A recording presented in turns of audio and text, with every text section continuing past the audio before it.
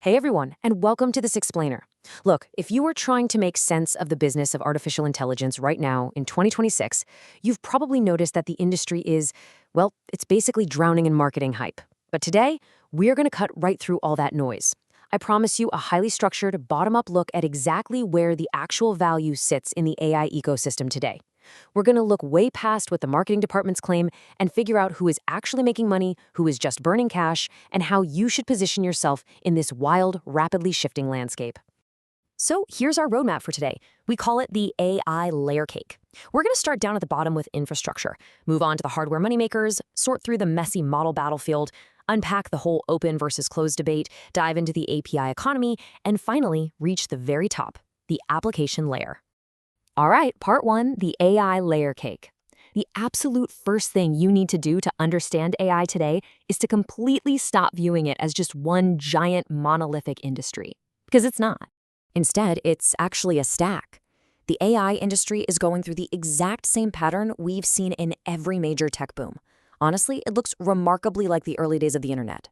At the very bottom, we have step one, the infrastructure, which is the hardware. In the middle is step two, the platforms, which are the AI models themselves. And sitting right on top is step three, the applications and user interfaces. You know, in technology cycles, you always see this massive frenzy of infrastructure investment first, right? Then comes platform consolidation until eventually the real sustainable value shifts all the way up to the top. The question isn't if this is going to happen with AI, but whether you can recognize exactly where we are in that cycle right now. Which brings us to part two, hardware, the moneymaker. Let's move down to the absolute base of our layer cake because we really have to start where the real, undeniable profit is flowing today. And the paradox here is just fascinating. The undisputed winner of the AI gold rush isn't some hot new AI software startup, it's NVIDIA, a semiconductor manufacturer that spent its first couple of decades making graphics cards for video games. But it turns out, the GPUs that render your video games are literally perfectly suited for the intense math, specifically the matrix multiplication, required by neural networks. They became the ultimate picks and shovels play. NVIDIA makes money no matter which AI startup succeeds or fails, simply because every single one of them has to buy or rent their chips, period. To really grasp why NVIDIA is raking it in, just look at this number. $50 million. That is the compute cost for just a single training run of a frontier large language model right now. It takes thousands of GPUs running continuously for months on end. And keep in mind, these major AI labs aren't just running one test and calling it a day.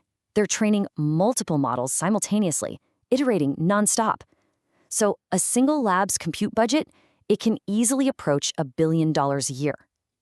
It's wild. And hey, if 50 million shocked you, wrap your head around this figure, $500 billion, with a B. This represents the planned Stargate data center investment announced by OpenAI, Oracle, and SoftBank. They're aiming for 10 gigawatts of capacity across the US by 2029.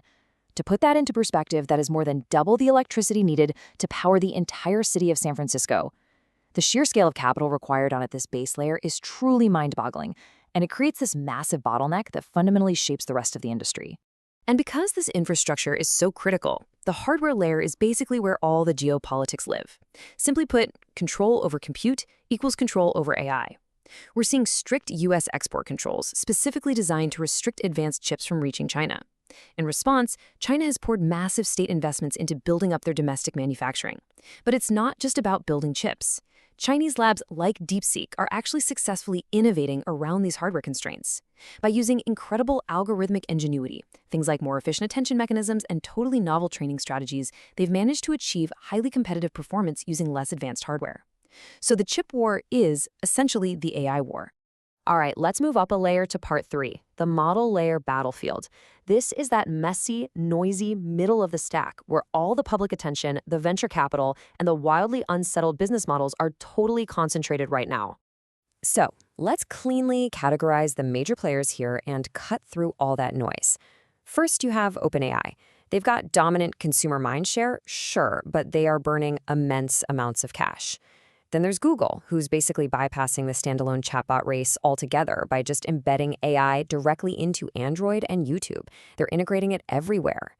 Anthropic is taking a different route, heavily focused on safety and their constitutional AI. They've reached a massive valuation, but they face real distribution hurdles. Meta, on the other hand, is completely commoditizing the space with their open-weight models. Then you have XAI, utilizing this contrarian anti-woke narrative to differentiate their Grok model, which frankly is a bit overhyped and narrative-driven at the moment. And finally, DeepSeek, who continues to prove that the frontier is highly competitive globally thanks to sheer algorithmic ingenuity. But I want to specifically zero in on Meta's strategy for a second. Meta isn't playing the proprietary game at all.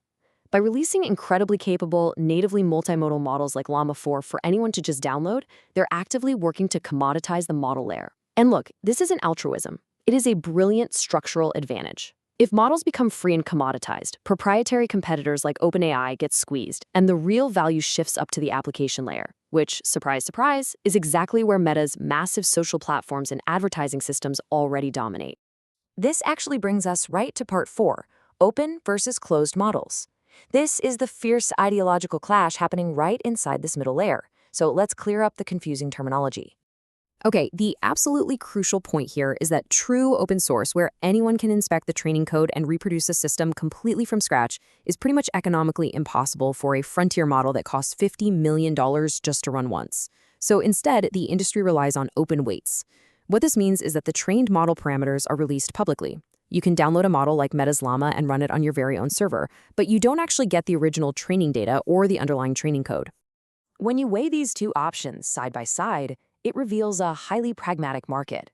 On one side, open weights give you total privacy, local control, and major cost advantages because, well, you're running it yourself. On the flip side, closed APIs, like using OpenAI's GPT-5 on their servers, give you better safety oversight, highly reliable infrastructure, and continuous improvement. The trade-off? You're tied to a vendor.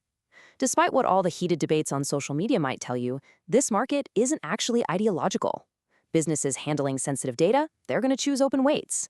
Consumers who just want easy convenience, they'll choose closed APIs. The reality is, the ecosystem absolutely needs both. Moving right along, let's transition up towards the top of our stack with part 5, the API economy.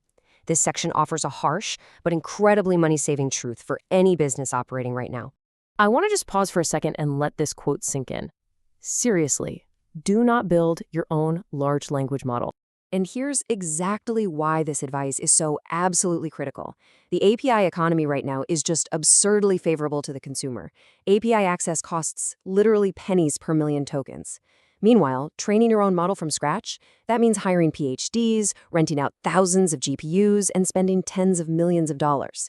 The only exceptions to this rule are the massive hyperscalers, like Amazon or Google, who absolutely need to control the whole stack, or nation-states building for geopolitical sovereignty. But if you are a typical business just trying to improve your operations or serve your customers better, trying to build your own model is a massive category error. You are just wasting your resources.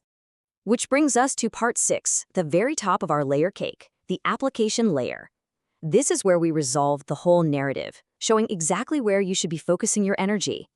History proves our point beautifully here. Think back to the 19th century. Massive fortunes were spent building out railroads and telegraph lines, but eventually the businesses that ran on those railroads were the ones making the sustainable money. Same thing in the early 2000s. Companies wasted billions building their own private data centers before finally realizing they could just rent AWS and focus on building software on top of it. Today, AI is following that exact same script. The infrastructure layer is making the easy profits first, the platform layer is violently fighting it out in the middle, but the application layer, that is where the long-term profits will live. Having the patience to wait for that application layer to mature is a proven, massive competitive advantage. And that is the ultimate takeaway of our explainer today. The real sustainable value won't come from having the smartest foundational model. Those models are rapidly becoming a commodity that you can just rent for pennies. The real winners, they will be the ones who build highly domain-specific workflows, incredibly intuitive user interfaces, and seamless integrations right on top of those APIs. At the end of the day, the true value is in user understanding, not model size. So I want to leave you with this final provocative thought. As you look at your own business strategies and where you're spending your time and capital in this massive AI boom, which layer of the cake are you building on? Are you getting caught up in all the hype of the noisy middle, or are you strategically building sustainable applications right at the top? It's a question every focused learner really needs to answer. Thank you so much for joining me on this deep dive into the 2026 AI ecosystem today. Keep learning, keep building, and I'll catch you in the next explainer.